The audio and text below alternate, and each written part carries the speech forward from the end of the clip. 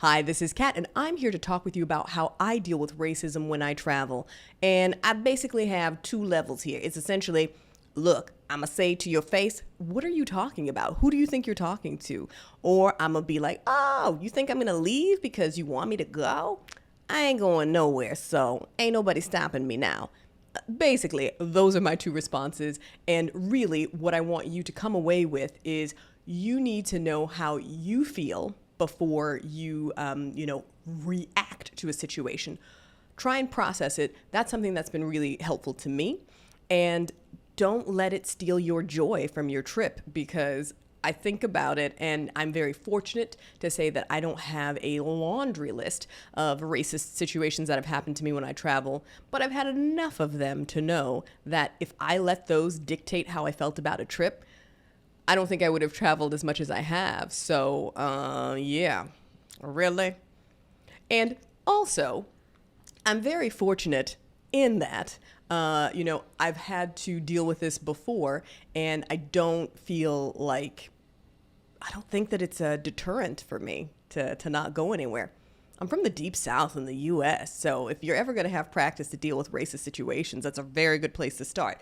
But it's not just there. And in fact, I think that's the thing, is sometimes we have in our minds that, oh, racism only happens in this state or only in this part of the country. And that's not true. One of the most racist situations I've encountered was when I was traveling within the U.S. My friend from college and I, we are both black women, we went to a film festival, a very popular film festival in the U.S., by the way. And this was around 2005. We're walking down the street, it's snowing, it's beautiful, people are out, but it's a little quieter on this particular street. And we are walking up. My friend doesn't see this girl, but I do. These dudes are yelling at her, and I can definitely see that she is perturbed, and she starts to look like she's gonna cry. So I don't know what the situation is, but I can tell it's not going well for her. But then she turns around, she starts stomping down the street towards us, and she looks up and she's like, oh my God, look at these two blacks. But she did not say black. Oh my gosh, look at that. Look at who we got in our town now. These blacks, these blacks.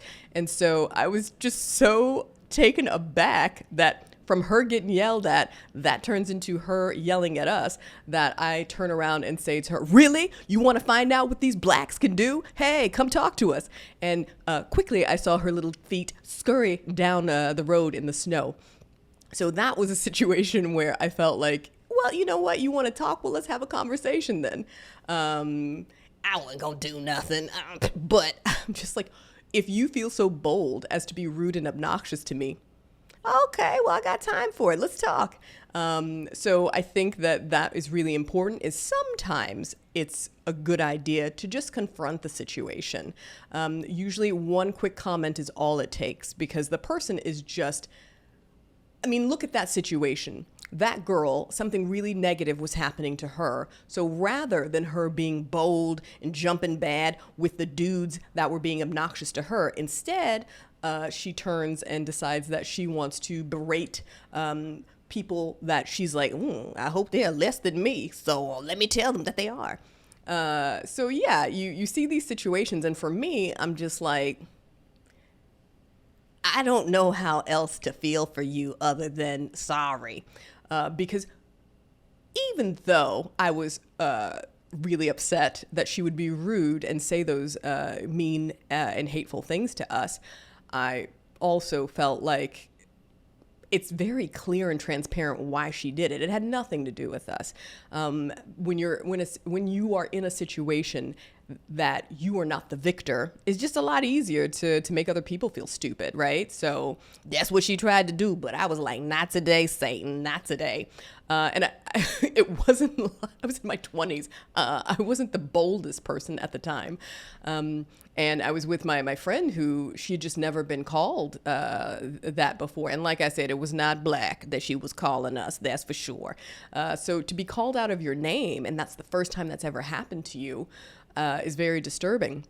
Sadly, it's certainly not the first time, and I doubt it will be the last time that somebody's ever called me that. And, that's just the reality. It's the curse as well as the gift of growing up in the Deep South. People think that they can say whatever they want to you, but if they say it nicely, oh, well, you're the good kind, then you're going to be okay with it. No, it's not okay. I'm a woman born in the late 70s who experienced meeting people who thought they could just say that and it was fine. So it wasn't my first time hearing it, but I did feel very badly for her that she seemed very, upset by it. So we went out and we laughed and we talked about it. And, I think that was really important. I wasn't traveling by myself. I wanted to make sure that she was okay. And she was. I think that was a turning point for her. If we had not talked about it, I don't know that she would have felt positively about that experience. And now, when we look back on it, that was one of the best vacations we ever had together. Definitely, when we went abroad, we went on a wonderful European vacation, and it was great. We had another really great trip. The challenge there was everybody assumed that, I don't know, I guess they thought we were hooking. It was very strange. But the minute I explained that we were from the US, magically, even though they assumed, oh, these black hoes out here trying to get that money in these streets, they assumed so many weird, strange things. But as soon as we said, or I explained that we were American and we just wanted to order something to eat, magically, we were the stars of the bakery because we were trying to get something to eat. It was late at night. We'd arrived late, and this was the only place open. So I guess the dude was used to seeing black women who were, trying to earn money. And I'm like, whatever the case may be, if I'm coming in here to pay you, what does it matter, first and foremost? But again, I was in my 20s, and so for me, I just thought, well, maybe, because I spoke the language at the time, and I don't speak it no more, so, so anyway.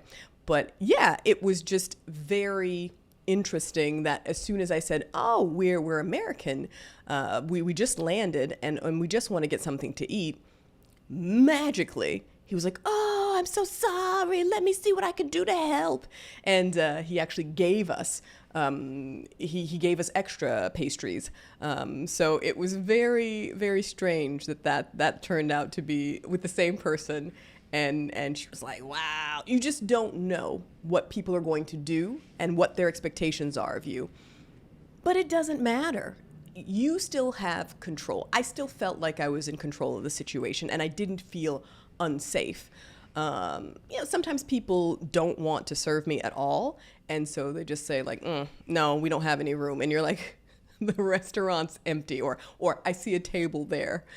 I know you have space. And those are situations where, especially if you're abroad, in particular, if I'm traveling internationally, it's like, well, is it because they don't like me and they're racist, or they don't like me because I speak English and they don't want to deal with it, or they just don't like Americans? Who knows? You don't know what the issue is then. But I'm like, well, why would I want to give you my money so that you could be rude to me? If you're already telling me you don't want me in here, you don't want me in here, so I don't need to pay you. So that's the other thing I do, is I remind myself, I don't have to pay money to people who don't like me. I don't need to reward bad behavior. So if you don't like it, I can go down the street and find somebody else. And that's very empowering, is that moment when you realize, this is petty, this is small. Be better. So that's another thing that I think is very important. And then the more recent situation I've experienced is I was in a business center at this hotel abroad, and, minding my business. I had my laptop out, but I was also tip-tapping on my phone, sending a message. It's a business center, but I was minding my business, so it don't matter what I was doing up in there. I wasn't causing trouble. There were two laptops that were always stationary in that room, and then there was me with my own laptop, and I'm on the phone, right? So this gentleman who is not white comes in there. He opens the door. He's sweating profusely, so he's been at the gym. It's clear he'd been working out. He looks over at me, and then he looks at the laptop, the computer next to me. And so I had my stuff sort of spread out, but I move it over just to make sure it's clear that I realized that it ain't my space alone. I didn't reserve it. It's a public space. I moved my stuff over.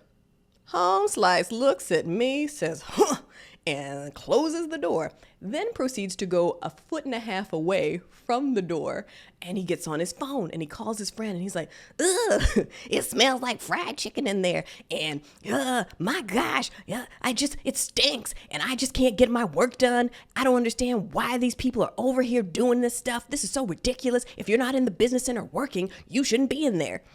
And all I could think of was, I smell like fried chicken. I don't even eat meat. But that's where my mind was. I'm like, fried chicken? And then I had to do a just in case because, I was like, I'd been around for the day. I hadn't showered. But this is where I first went. And then I realized, gal, look, did he say fried chicken? Look at you and think about that comment. Racial.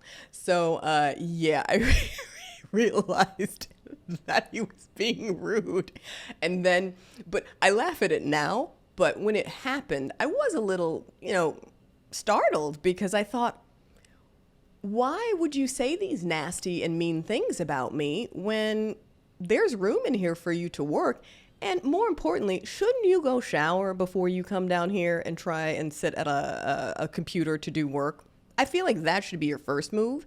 And lastly, my thought was, if you have such important work to do, why is you here? Why are you not at home doing it? Why are you on the go? Maybe your poor planning shouldn't be my issue.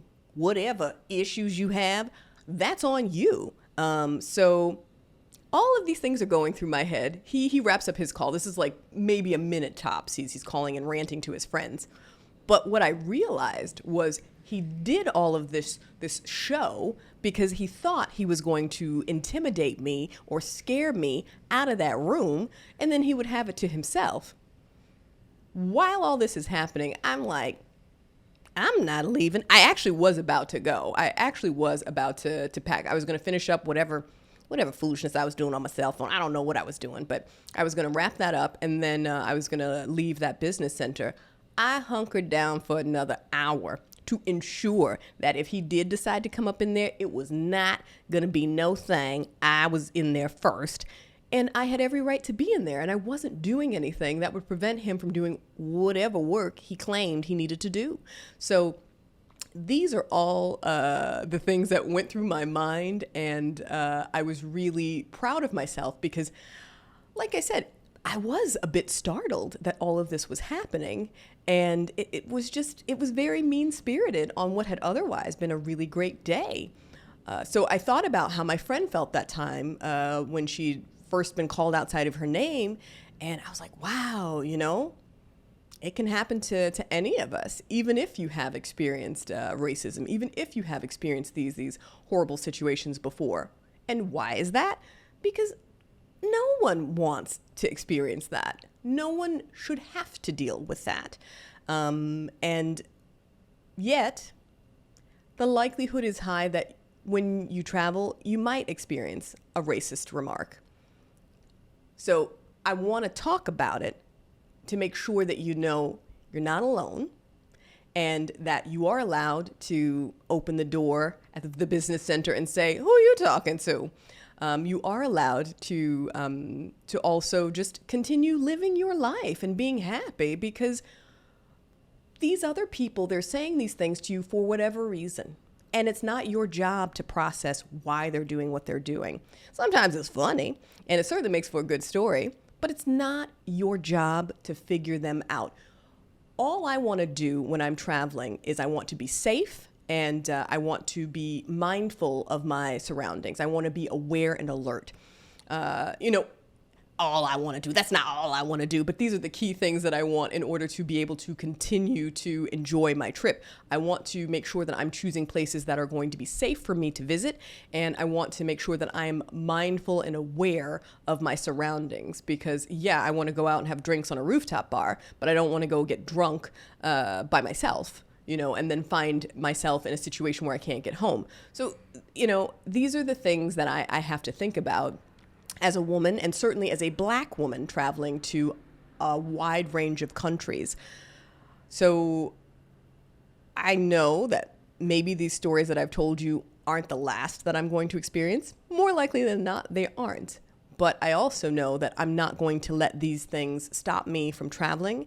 And so it's very important for me to feel like I do still have choices. When people are rude and obnoxious to me, I can choose to say something or I can choose to do something. And it just depends on the situation. As long as I feel like I'm in a space to either say something and still be safe or do something and still be safe, then, I make the decision that's best for me at that time. I wouldn't want to I don't want to get in a fight with somebody in the US, like it's not worth it. It's not worth it. And I often think of like, when the situation goes down, who are they going to look at first? And probably it's not going to be, the other person. It's going to be me. So I just want you to keep that in mind as well, is when I'm having these situations, I think to myself, if it was to go really bad and somebody was to see it, would I be able to get help from someone? Is somebody going to, come to my aid? Will I still be in the right? I don't have the answer to all of that. I just know that these are the things that I think about, and I want you to be mindful of that. Now, you might see lists that are geared towards Black women, coming from Black women, that say these are the 5 countries I would never go to again as a Black woman. And I think that those lists are important. And I do look at these lists because I feel like they help me to do research, a light level of research, mind you, on certain countries that maybe I haven't traveled to a lot or maybe I've never been to at all.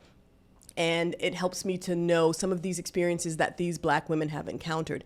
And the reason why I really appreciate these lists is because it's basically other Black women saying, something really negative happened to me here, or I saw other people who were experiencing a very racist situation here, and I don't want that to happen to you, so that's why I'm sharing my story. I appreciate that, and I really am glad that those lists and those videos are out there for us. We need that. But I also wouldn't let a list like that deter me from going somewhere I really want to go. If I really want to be there, then I need to just be mindful of the fact that that might be an experience that could happen to me, or I need to listen to this advice and figure out how to avoid those situations, because that's also what they're telling you too, is this is how you avoid it. Sometimes the whole avoidance is just don't go there. And sometimes the other thing that they're saying to you is if you don't go to this specific place in this specific country, you may not experience this kind of racist act. But none of us can tell you, like, there's no perfect list. And one of my absolute favorite, I wish I still had it, but there's this one content creator. She did a quick list of the 5 top countries she, would say people shouldn't visit ever again, and the U.S. was all 5. That's the reality. Is like you can experience racism in the U.S. You can experience it anywhere. Does that mean that I'm gonna move? There are a couple of instances where I might, but I wouldn't let it be just racism to make me move from my home country, I just want to make sure that we use these lists as guides, because that's what I think that they are. I think that they're helpful. I think that they're important. I really appreciate them. I use them, but I don't use them as the gospel truth, because I don't think any of these women are necessarily saying my experience is going to be your experience. They're saying this is what I know. This is what I lived through. You can do with it what you will. And that's what I'm saying to you here. I'm telling you how I deal with racism when I travel. You can do with it what you will, but I really want to encourage you to just do your research. But I'm going to be real with you. On that note, when I say do your research, now, I've probably traveled to a lot of countries that many people would tell you, ugh, I don't know if I would go there as an American, let alone a Black American. But unless it's on the State Department's level 4 list of do not travel, I like to go. I want to see it. And why, as a Black woman, am I not allowed to be curious? That's my question. Why is it everybody else can go and see people and learn and, have an eat, pray, love experience, but we're not supposed to? I'm not supposed to? Please. I want to go, so I'm going. But yeah, again, if it's on the level 4 list for the U.S. State Department, I'm probably not going until that changes. I love seeing content creators or just travelers, Black women who have been all over the world and visited every country. I visit a lot of them. I've visited over 70 countries, and I'm so glad that I have, but I don't believe I'm going to visit every country. I do believe I'm going to hit over 100 at some point. That is definitely a goal, but I don't need to visit every country because I do collect stamps. I love being able to go to new places, and I feel very proud that I've had that opportunity. But I don't think that that's the end game for me. For me, ultimately, I just want to see something different. I want to eat different food. I want to meet new and different people. And I want to experience the world from a different perspective. It helps me appreciate where I'm from. It helps me appreciate something completely outside of my day-to-day.